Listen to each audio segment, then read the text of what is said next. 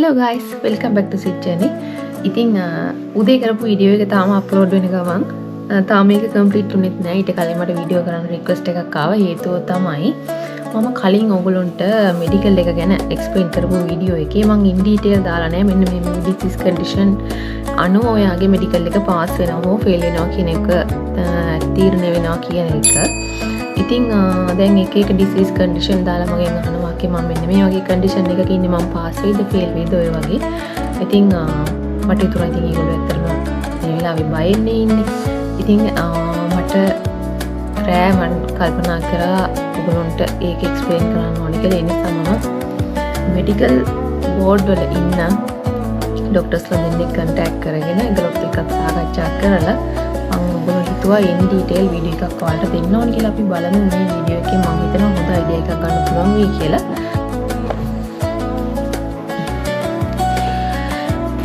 හරි, මෙඩිකල් එකට යන්න කලින් මම කියන්නම් නර්සින් ජොබ් එක ගැන මට තියෙන අයිඩියා එක මෙහෙමයි. හරිද? ඉතින් අපි මේතන කරන්නේ අපි පුටුවක මේසයක් ළඟ පුටුවක වාඩි වෙලා ඉඳගෙන කරන ජොබ් එකක් නෙමෙයිනේ. හරිද? එහෙම chance එකක් හම් වෙන්නේ අපිට ඩිස්චාර්ජ් එකක් කරන වෙලාවට ඇඩ්මිෂන් එකක් කරන වෙලාවට විතරයි. හරි? වාඩි වෙලා කරන්න පුළුවන් කොටසක් තියෙන්නේ. අනිත් හැම දෙයක්ම වගේ අපිට patient එකට ගිහිල්ලා patient care කරන්න තමයි තියෙන්නේ. හරිද? ඉතින් drugs දෙන තැන ඉඳන්ම ඉදිරියට දෙන සියලු procedure අපිට patient ළඟට ගිහිල්ලා හිටගෙන එහෙම තමයි කරන්න තියෙන්නේ. හරිද? එතකොට අපිට මෙතනදී වැය කරන්න වෙන ශක්තිය සෑහෙන ප්‍රමාණයක් වැඩි. හරිද? ඉතින් ඒ කියන්නේ අපි physical fitness කියන එක හොඳටම තියෙන්න ඕන නර්ස් කෙනෙක් වුණාම. හරි?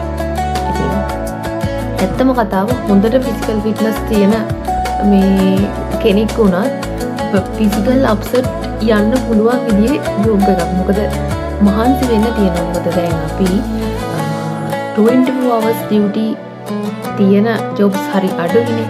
ඉතින් මේ නර්සිං වල 24 hours duties තියෙනවා. සාමාන්‍යයෙන් මම කොළඹ සොයිස කියලා දෙකක් 24 hours duty සාමාන්‍යයෙන් එක week එකකට දෙකක් අනිවාර්යෙන් තියෙනවාමයි. හරිද? ඉතින් එහෙම නැති hospital තියෙනවා. ඒ කියන්නේ 24 hours කියන එක දන්නේවත් නැති hospital nurses ලා ඉන්නවා. නමුත් සමහර hospital 80ක් විතර hospital වල 24 hours duty සෑහෙන තියෙනවා. හරිද? එතකොට ඊට අමතරව 18 hours 12 hours එහෙම තියෙනවා. හරිද?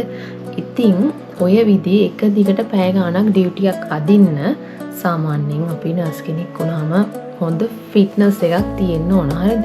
ඉතින් හිටගෙන අනිත් එක ගොඩක් ලොකු වර්ක් ලෝඩ් එකක් තියෙනවා. හිටගෙන අනිත් එක තමයි අපි මෙන්ටලි ඕකේ වෙන්න ඕන. ෆිසිකලි විතරක් නෙවෙයි මෙන්ටලි ඕකේ වෙන්න ඕන. මොකද අපි ගනුදෙනු කරන්නේ මිනිස්සෙක්ගේ අසරණ වෙලා එන අපි ළඟට අසරණ වෙලා එන මිනිස්සෙක්ගේ ජීවිතයත් එක්කනේ. ඔයා මේ කල්පනා කර කර අසිහියෙන් මොනවා හරි බේතක් වර්ධලා දුන්නොත් චූටි පෙත්තක් වුණත් ඒ මනුස්සයාගේ ජීවිතේ නැති වෙන්න පුළුවන් තරමේ රිස්ක් එකක් තියෙන ලොකු රෙස්පොන්සිබිලිටි එකක් තියෙන ජොබ් එකක්. ඒකයි මේ මෙඩිකල් ටෙස්ට් එකක් කරලා අපි ප්‍රූව් කරන්නේ අපි මේ ජොබ් එකට ඕකේ කියන එක. කියන්නේ අපි අර වගේ ලොකුවට හાર્ඩ් වර්ක් කරන්න තරම් අපි ෆිසිකලි ෆිට්නස් and අපි ලොකු රෙස්පොන්සිබිලිටි එකක් ගන්න තරම් අපි මෙන්ටලි ඕකේ කියන එක පෙන්වන්න තමයි මේ අපි මෙඩිකල් ටෙස්ට් එකකට ෆේස් කරන්නේ. හරි? ඒක මුලින්ම දැනගන්න ඕන. ඔයා මේ මෙඩිකල් ටෙස්ට් එකට යන්නේ ඇයි කියන එක. මට දැන් කියන්න එපා අක්කා දැන් නර්සින් ගැන මාර විදියට මේ වර්ණනා කරලා හොඳයි කියලා දැන් මේ මොකද්ද කියන්නේ කියලා මෙහෙමයි.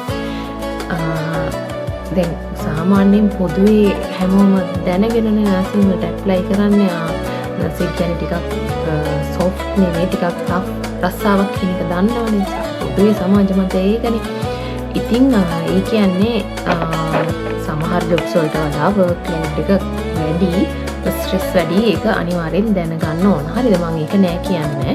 මොකද රෙස්පොන්සිබිලිටි එක වැඩි රස්සාව නිසා ස්ට්‍රෙස් එකත් වැඩි. මොකද පැය 6ක හරි පැය 12ක හරි ඩියුටි එකක් කරලා ගෙදර ආවට පස්සේ වෝඩ් එකෙන් කෝල් එකක් එනවා නම් පොඩ්ඩක් නිකන් ඩිඩ්ඩික් ගන්නවා. මොකද මොනවා වෙලා දන්නේ මගේ අතින් කියලා වගේ එහෙම ටිකක් අර ගෙදර ආවත් පොඩ්ඩක් බයේ ඉන්න වෙන විදිහේ රස්සාවක් හරි හරියට කරන්න ඕන. ඒකයි තියෙන්නේ. ඉතින් නර්සින් කරාට පස්සේ ලොකු ගමනක් අපිට යන්න පුළුවන්. ඒකයි මම කියන්නේ මේක හොඳයි කියලා. දැන් බයෝ සයන්ස් මැක්ස් ඇග්‍රි කරන හැමෝටම මේ ඩොක්ටර්ස් කෙනෙක්ලා වෙන්න බෑනේ. එහෙම බැරිුණා කියලා අපි අමාරු සබ්ජෙක්ට් එකක් කරලා අපි මේ නර්සින් කඩේම පෙනගත්තොත් එතනින් එහාට සමහර වෙලාවට අපි දැන් ලංකාවේ ඩොක්ටර් කෙනෙක් හම්බ කරන ගානට වඩා දෙතුන් ගුණයක් මට මෙහි හොයන්න පුළුවන්. හරිද? ඕස්ට්‍රේලියාවට ආවට පස්සේ මෙහි මේ සිම්පල් ලොකු පඩියක් ගන්න එක. හරිද? ඉතින් ඒ කියන්නේ අපිට සාමාන්‍යයෙන් අපේ ආසාව තියෙන්නේ හොඳට quality of life කියන එක මේන්ටේන් කරන්නනේ. හොඳට ලොකු පඩියක් අරගෙන තමන්ගේ නෑ හිත මිත්‍රාදීන් හැමෝටම සලකලා අම්මා තාත්තා බලාගෙන හොඳ ලොකු වාහනයක් අරගෙන හොඳට කාලා බිල කට්ටියත් කොහොම ඉන්නනේ ඉතින් ඕන. ඇත්ත කතාව. ඉතින් ඒකට යන්න හරිම සිම්පල් වෙනසින් කරලා චුට්ටක් මහන්සි නොදින් සිම්පල් ඒ වගේ ගමනක් යන්න හොඳ පාත් එකක් ඕපන් වෙනවා මේ නර්සින් කරොත්. ඒකයි මම කිව්වේ නර්සින් හොඳයි කියලා. හරිද? නැතුව මේ වර්ක් ලෝඩ් එක අඩුයි මාර සොෆ්ට් රස්සාවක් නෙමෙයි. හරි? ඒක මතක තියාගන්න. ඉතින් මෙතනදී මම කලින් මෙඩිකල් එක ගැන කිව්ව වීඩියෝ එකේ මම කිව්වා මම ඒක ඉන් ඩීටේල් මේ විදිහට දැම්මේ නැහැ. මං හිතුවේ නෑ අවශ්‍ය වෙයි කියලා. නමුත් එක කන්ඩිෂන් ගැන කියලා අහනකොට මට හිතුණා මේ වීඩියෝ එක අනිවාර්යෙන් ඔයගොල්ලන්ට මාර්ම වැදගත් වෙයි කියලා. ඉතින් මම කලින් වීඩියෝ එකේදී ස්පෙෂලිම සඳහන් කරා ඔගේ මේ මෙඩිකල් චෙකප් එක කරන්න ඕන අනිවාර්යෙන්ම රජයේ ලියාපදිංචි වෛද්‍යවරයෙක් කියලා. හරිද? ඒක හොඳට මතක තියාගන්න. ඉතින් ඔන්න අපි බලමු දැන් මෙඩිකල් මේ චෙකප් එකේදී මොනවද චෙක් කරන්නේ කියලා. හරි මේ වීඩියෝ එකේදී මම ස්පෙෂල් තෑන්ක්ස් කරන්න ඕන දෙන්නෙක් ඉන්නවා. මොකද මේක ටිකක් ඉන් ඩීටේල් දෙන්න ඕන නිසා මම විස්තර හොයාගන්න මම මේ මෙඩිකල් වලට සහභාගී වෙන වෛද්‍යවරු දෙදෙනෙක් එක්කම සාකච්ඡා කරලා තමයි මේ වීඩියෝ එක ඔයගොල්ලන්ට මේ අරන් එන්නේ. ඉතින් ඩොක්ටර් ජයනා සහ ඩොක්ටර් නුවන් සේනසිංහ ඉතින් ගොඩක් ස්තුතියි මේ වෙලාවේ මතක් කරනවා. ගොඩක් ආදරෙන් මට මේ විස්තර හොඳට එක්ස්ප්ලেইন කරාට ඔයගොල්ලන්ට කියන්න. හරි මෙඩිකල් එකට ගියාට පස්සේ මුලින්ම චෙක් කරන දේ තමයි ඔයගොල්ලෝගේ ෆිසිකල් ස්ටෑන්ඩඩ්ස්. ෆිසිකල් ස්ටෑන්ඩඩ්ස් කියලා බලන්නේ ඔයගොල්ලෝගේ හයිට් එක. මං කිව්වේ අපිට නර්ස් කෙනෙක් විදියට යන්න බෑ 4.10 අවම උස නැත්තම්. 4.10 අනිවාර්යෙන් තියෙන්න ඕන නර්ස් කෙනෙක්ට ලංකාවේ. මේ උස ඔයගොල්ලෝගේ මෙඩිකල් චෙකප් එකට එන්න කලින්ම මෙෂර් කරලා තියෙන්නේ NTS එකෙන් චෙක් කරනවා මේ උස 4.10 ඔයාලට තියෙනවද කියලා. ඒ 4.10 උස තියෙනවා නම් තමයි ඒගොල්ලෝ කන්ටිනියු කරන්නේ ඔයාගේ ප්‍රොසෙස් එක නර්ස් කෙනෙක් විදියට එන්න. හරිද? ඉතින් ෆිසිකල් ස්ටෑන්ඩඩ්ස් ඔන්න 4.10 ඔයාට තියෙනවා නම් ඔයාගේ මෙඩිකල් චෙකප් එක ඉදිරියට කරගෙන යනවා. හරිද? හරි ඊළඟට සඳහන් කරන්න මම sensory impairments. මොකද්ද මේ sensory impairments කියන්නේ? Uncorrected vision or hearing problems. හරිද? ඔයාගේ මෙඩිකල් එකට සහභාගී වෙන මොහොත වෙද්දි තිබුණා නම් ඔයාගේ කරපු නැති hearing problem එකක් එක්ක eye problem එක. හරිද? ඔයාගේ කන් ඇහෙන්නේ නැත්නම් එහෙම නැත්නම් ඔයාගේ ඇස් පෙනීමේ දුර්වලතාවයක් තියෙනවා නම් would affected ability to safely administer medication or monitor patients.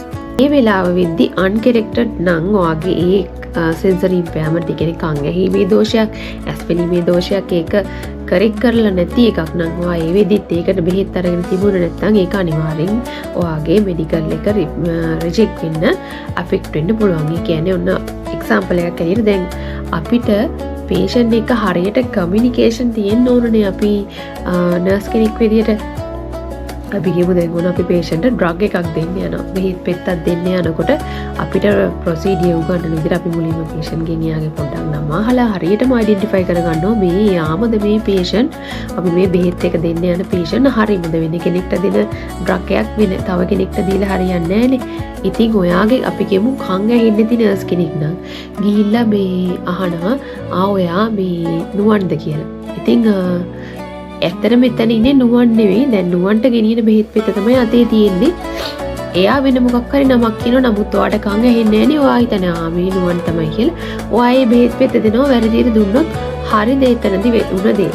ඉතින් අපිට නර්සින් යන ආසාව තිබුණට අන්න ඒ වගේ අපේ කණේ ඇහි මොන හරි ප්‍රශ්නයක් තියාගෙන ගිහිල්ලා අපි වැරද්දලා ඒ ප්‍රොසීඩියර් කරොත් ඒ මිනිස්යාගේ ජීවිතේම ලොකු අවදානමක දාන දෙයක් තමයි වෙන්නේ. අන්න ඒකයි කියන්නේ මේක නිකන් ආවට ගියාට කරන මෙඩිකල් චෙකප් එකක් නෙවෙයි. හරි. ඔන්න එතකොට ඔයා දැනටත් මේ මොහොත වෙද්දිත් ඔයාගේ කන් ඇහිීමේ ප්‍රශ්නයක් මොකක් හරි සැකයක් තියෙනවා නම් හැකි ඉක්මනින් ඒක රීකරෙක්ට් කරගන්න මෙඩිකල් එකට යන්න කලින් ඒ කියන්නේ ඒකට මොනවා හරි ප්‍රතිකර්මයක් කරන්න තියෙනවා නම් හරිද ඒක කරගන්න බලන්න යන්න කලින් මොකද දැන් මෙඩිකල් එක කරන මොහොතේදී ඔයාගේ ඒ කනේ ප්‍රශ්නය අපි කියමු කරෙක්ට් කරන්න පුළුවන් මට්ටමක තියෙන එකක් නම් ડોක්ටර් ඒ වෙලාවෙම ඔයාව අදාළ විශේෂඥ වෛද්‍යවරයෙකුට ඔයාව යොමු කරනවා. එතකොට ඒ කන ආශ්‍රිත විශේෂඥ වෛද්‍යවරයෙකුට යොමු කරාම එයා කියනවා නම් ප්‍රශ්නයක් නෑ මේක ඉක්මනින් රීකරෙක්ට් කරන්න පුළුවන් එකක්. මෙන්න මේ ප්‍රතිකාරය කරොත් රීකරෙක්ට් කරන්න පුළුවන් සිම්පල් කේස් එකක් කියලා එයා කන්ෆර්ම් කරොත් ඔයාලට මෙඩිකල් එකේ ඉස්සරහට යන්න පුළුවන්. හරිද? හෝ මෙයාට පර්මනන්ට් ඩැමේජ් එකක් තියෙන මෙයාගේ කන හොද කරන්න බෑ කියන ඒ වගේ මොනවා හරි එයාගේ තීරණය අනුව ඒ අදාළ විශේෂඥ වෛද්‍යවරයෙකුගේ තීරණය අනුව තමයි ඔයාගේ මෙඩිකල් එක ගැන තීරණය වෙන්නේ.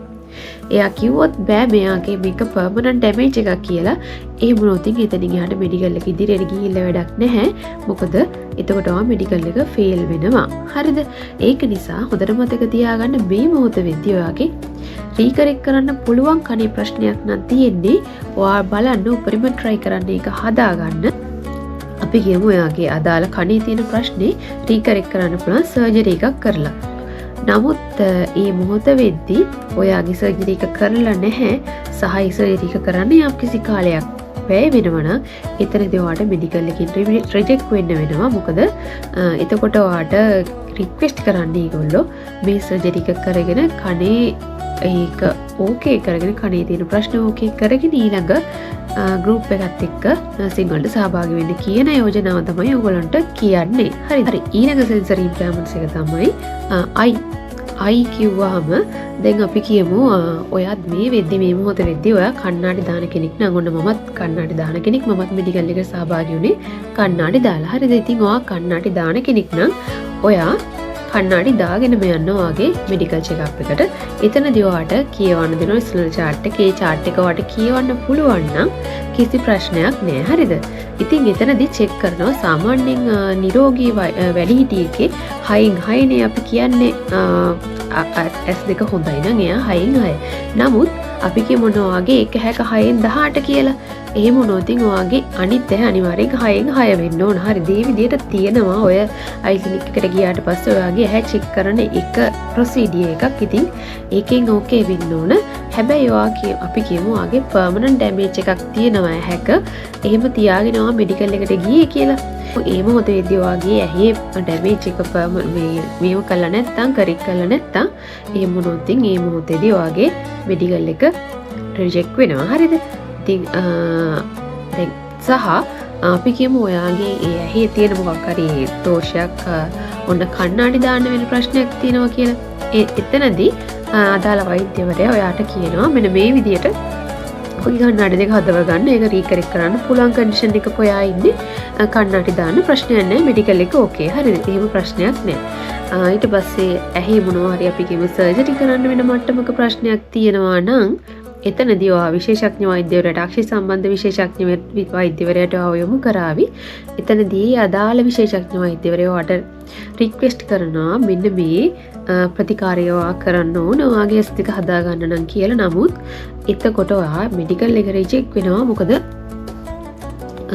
ඒකට යම් කිසි කාලයක් ගත වෙනවා. එතකොට රික්වෙස්ට් කරන්නේ ඔයාට ඊළඟ බැච් එකත් එක්ක යන්න මේක රීකරෙක්ට් කරන් කියන එක. හරිද? ඊළඟට වගේ බලන්නේ mental health issues තියනවාද කියලා.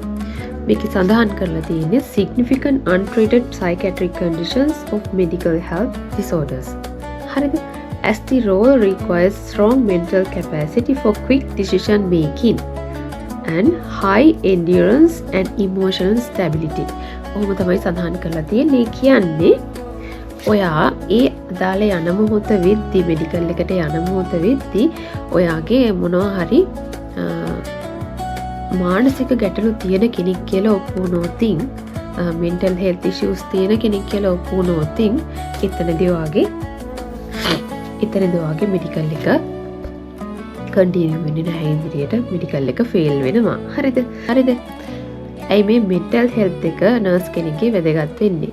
අපි කියමු පේෂන් කෙනෙක්ට වගේ වාට්ටුවට ඇතුළත් වෙන අසරණ රෝගීට මොනහරි ඉමර්ජන්සි කන්ඩිෂන් එකක් වෙනවා යාට මොනහරි හදිසි තත්ත්වයක් ඇති වෙනවා. ඒ වෙලාවට අපි එහෙට මෙහෙට හැරි කල්පනා කර ඉන්න බෑ. නර්ස් කෙනෙක් හැටියට ඔයාට ක්වික් ඩිසිෂන් එකක් ගන්න පුළුවන් වෙන්න ඕන. මේක කරොත් මෙයා ඕකේ වෙනවා කියන එක ටක් කාලා ඔයාට මේ ඩිසිෂන් එක ගන්න පුළුවන් වෙන්න ඕන.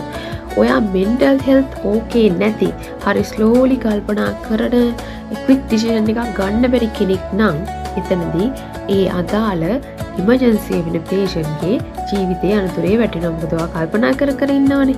ඒක හරියන්නේ නැහැ. ඔයා ටක් කාලා ඩිසිෂන් එකක් ගන්න පුළුවන් මට්ටමේ හොඳ මෙන්ටල් හෙල්ත් එකක් තියෙන්න ඕන. හරිද? ඉතින් ඒක අනිවාර්යෙන් චෙක් කරනවා.